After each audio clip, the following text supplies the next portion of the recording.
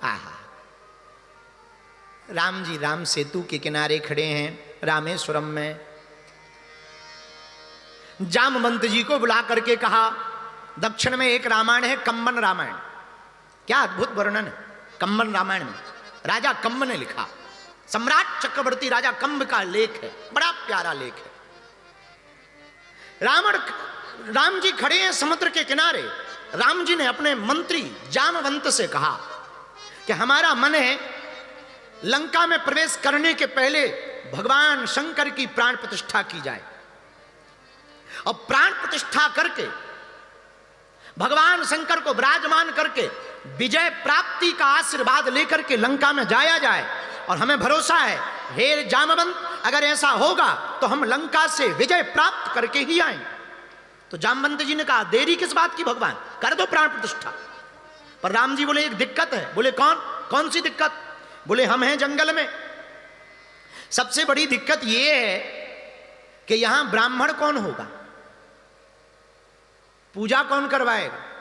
और पूजा करवाने वाला ऐसा चाहिए जो परम सैव्य हो, शंकर जी का उपासक हो, तभी वो शंकर जी की ठीक से पूजा करवा पाएगा। और सुनो, हम हैं वैष्णव, सैव्य भी हो पर वैष्णव परंपरा को भी मानता। अब कौन ऐसा हो सकता? तो जामवंत जी बोले, अब हम लोगों में से तो कोई ऐसा है नहीं, बाहर का पता नहीं, आप बताओ तो हम ढूंढ सकते हैं, ला सकते हैं। राम जी बोले, एक है पर जरूरी नहीं वो आ जाए। जामवंत जी बोले, कौन? तो राम जी मुस्कुराते हुए बोले कि वो है लंका का राजा रावण।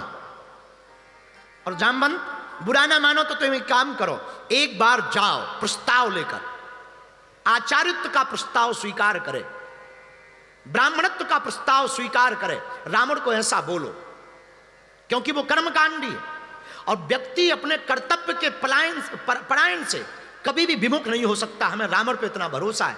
तो जामवंत जी ने कहा, महाराज बुरा ना माने तो एक बात पूछे, हाँ ये स्थापना किसके लिए कर रहे? बोले लंका में विजय प्राप्ति के लिए।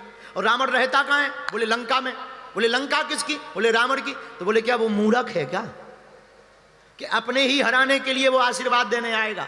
राम जी बोले, जाके तो देखो। और जामवंत जी गए, राजा कंब लिखते हैं कि जामवंत जी गए, और जैसे ही गए तो रावण तो त्रिकालज्ञ था, उसे पता लग गया।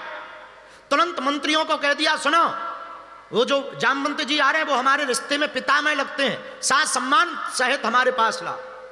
सम्मान के सहित सबने हाथ जोड़कर प्रणाम किया। जामवंत जी को राज दरबार में जहां रावण बैठा हुआ था सिंहासन के ऊपर, नवग्रह सामने बैठे हुए हैं, काल के ऊपर पैर रखे हुए, काल बंधा हुआ है, उल्टे शनि लटके हुए हैं। और व्यवस्थाओं को देख करके पितामह जामवंत जी चकित रह गए। रावण विशालकाय शरीर वाला, चलत दशानन डोलत अवनी, रावण बैठा है। और जैसे ही रावण ने जामवंत जी को देखा, जामवंत जी ने रावण को देखा, दोनों ने अभिवादन किया और रावण ने प्रणाम किया। आओ भगवान, आओ पितामह भगवान, आओ आओ। कैसे आना हुआ? तो जामवंत जी बोले, रावण हमने सुना है कि तुमसे बड़ा कोई सैव्य नहीं है, और सच भी है, परम सैव्य हो तुम। और हमारे जो स्वामी है ना श्री राम, उन्होंने भगवान शंकर के प्राण प्रतिष्ठा का संकल्प लिया है, और हमारा और उनका मंतव्य है कि उस प्राण प्रतिष्ठा के आयोजन का कार्य आपके हाथों से, आप उसको पूर्ण करवाओ। तो अब रावण से जरा सीखना, क्या गजब का था रावण। मुस्कुराता हुआ कहता है, क्या तुम्हारे जो स्वामी राम हैं वो लंका के राजा रावण को हराने के लिए शंकर जी की प्राण प्रतिष्ठा करवा रहे हैं? जामवंत जी बोले, ठीक पहचाना। धीरे से रावण कहता है, क्या वो लंका पर विजय प्राप्त करने के लिए भगवान शंकर की प्राण प्रतिष्ठा करवा रहे? जामवंत जी कह रहे हैं, ठीक पहचाना। रावण कहता है कि सुनो, अब मैं आचार्य हूं, और आचार्य का कर्मकांडी ब्राह्मण का धर्म है कि कोई द्वार पर यजमान आ जाए तो उसे निराश नहीं भेजना चाहिए। जाओ तुम अपने स्वामी राम से कह देना, मैं राजा लंका का रावण, आचार्य महापंडित रावण, तुम्हारे स्वामी राम की प्राण प्रतिष्ठा में आऊंगा। जामवंत जी जाने लगे, सब लोग चौंक गए, बोले गजब का है राजा। जब जाने लगे तो धीरे से रावण ने पूछा, एक बात बताओ पितामह जामवंत जी, हमारे यजमान के पास सामग्री तो पूरी है, कोई कमी तो नहीं है। जामवंत जी भी शब्दों के बड़े खिलाड़ी थे, हाथ जोड़ के बोले और तो सब सामग्री है, बस घरवाली कोई लंका का राजा हरण करके ले गया, घरवाली नहीं है, बाकी पूरी व्यवस्था है। तो रावण के शब्द सुनना, क्या गजब का रावण है। रावण मुस्कुराते हुए कहता है, पितामह चिंता ना करना, हमारे यजमान से कह देना कि भले ही हम कुछ देर के लिए लंका के राजा रावण से उधार मंगा करके लाएंगे उनकी धर्म पत्नी को, पर वो जिम्मेदारी आचार्य की होती है कि कोई सामग्री की कमी पड़े तो आचार्य का धर्म है कि यजमान के उस यज्ञ में सामग्री की पूर्ति करवाना। और सुनो, पहुंचो, प्रातः काल ब्रह्म मुहूर्त का है, प्राण प्रतिष्ठा का समय, आप तैयारी करो, हम आते हैं। इधर रावण ने खबर भेजी अशोक वाटिका में माता जानकी जी के पास में, तुरंत अपने पुत्र मेघनाथ को बुलाया। मेघनाथ से कहा, सुनो, जाकर के किशोरी जी से कहो, श्री जानकी जी से, सीता से, कि तुम्हें हमारे साथ चलना है और तुम्हारे पति ने प्राण प्रतिष्ठा समारोह रखा है।